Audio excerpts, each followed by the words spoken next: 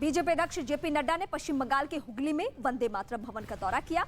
उन्होंने वंदे मातरम भवन का निरीक्षण किया और देश और बंगाल के साहित्य और संस्कृति में बंकिम चंद्र चटर्जी के योगदान को याद किया। इस दौरान उन्होंने कहा कि बंकिम चंद्र ने देश को एक दृष्टि और दिशा दी। ऐसे स्थान पर आकर अभिभूत और गौरवान्वित महसूस कर रहा हूं, ये जेपी नड्डा ने कहा।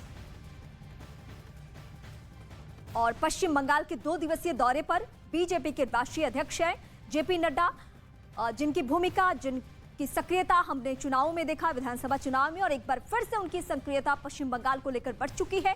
और वहां पे संगठन की मजबूती पहला मकसद, पहली प्राथमिकता, और इसी के कड़ी में फिलहाल वो पहुंचे हुए हैं।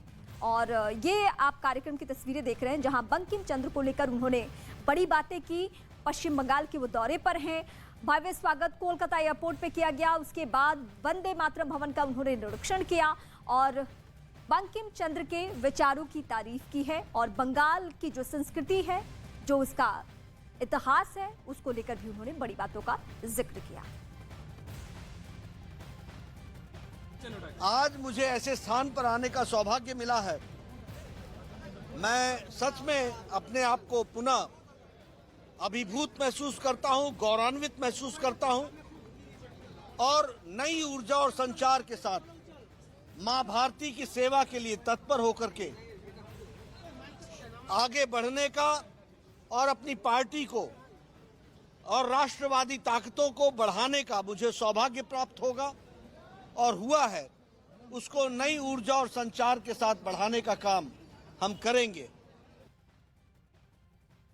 भारत की बड़ी financial subscription service money control pro special offer के साथ अपनी 3री वर्षगांठ मना रही है।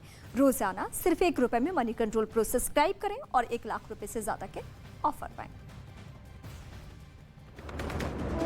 पैराशूटिंग वर्ल्ड कप में भारतीय खिलाड़ियों का शानदार प्रदर्शन। अनिल अखेरा के बाद श्री हर्ष देववर्दी ने भी जीता गोल्ड मेडल। पीएम मोदी ने दी बधाई। दिल्ली में ट्रैफिक इंस्पेक्टर से बदसलूकी मामले पुलिस ने दर्ज की एफआईआर। हेलमेट नहीं पहनने पर हुई कार्रवाई से नाराज युवक ने इंस्पेक्टर के साथ की बदसलूकी। दिल्ली के संगम विहार इलाके की घटना। बीजेपी ने जारी की यूपी में विधानसभा परिषद के लिए विधान परिषद चुनाव के लिए उम्मीदवारों की लिस्ट। 9 उम्मीदवारों में किशोर मौर्य समेत 7 मंत्री शामिल। महाराष्ट्र और बिहार के उम्मीदवारों के नाम का भी ऐलान।